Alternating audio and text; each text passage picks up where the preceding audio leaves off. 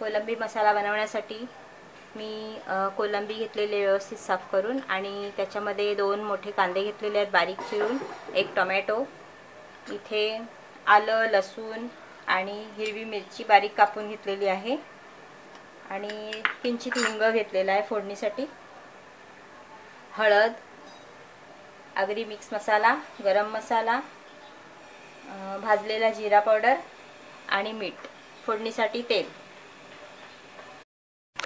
मी इथे पॅन घेतलेला आहे। पॅन आपला छान गरम झालेला आहे। त्याच्यामध्ये 2 चमच तेल टाकते।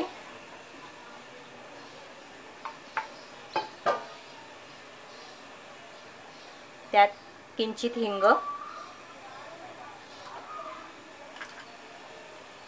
हिरवी मिरची जर तुम्हाला तिखट नको असेल तर नाही टाकली तरी चालेल किंवा आलं लसूणची पेस्ट वापरली तरी चालेल। ह्याच्यामध्ये मी कापून घेतलेले आहे आलं लसूण हिरवी मिरची ही टाकली आहे। त्यातच मी टोमॅटो टाकते बारीक चिरलेला, कांदाही टाकते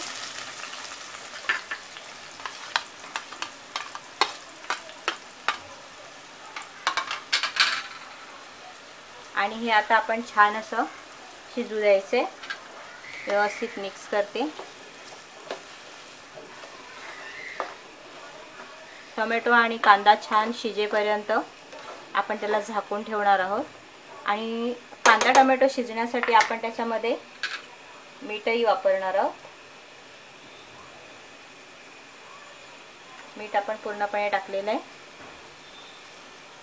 त्याच्याने कांदा टोमॅटो व्यवस्थित शिजेल। बघूया कांदा किती शिजलेला आहे। 15 मिनिटं झाली। 15 मिनिटांमध्ये आपला कांदा व्यवस्थित शिजलेला आहे। आपण त्याच्यामध्ये मसाले टाकून घेऊया।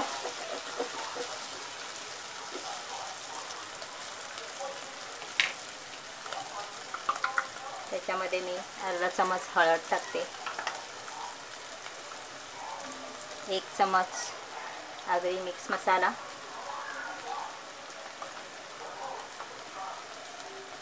अर्धा चमच गरम मसाला आणि मी ते भाजलेला जिरा वापरणार आहे अर्धा चमच। त्यात थोडी कोथिंबीर टाकते, छान मिक्स करून घेऊया।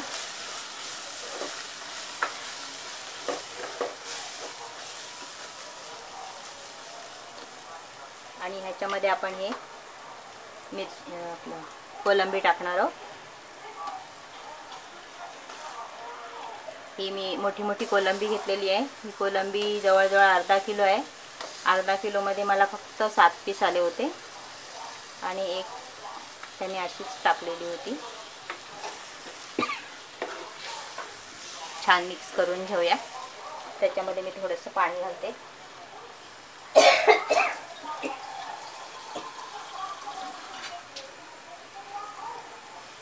थोडं पाणी टाकते। छान अशी ग्रेव्ही तयार करून घेऊया थोडी कोलंबी शिजण्यासाठी।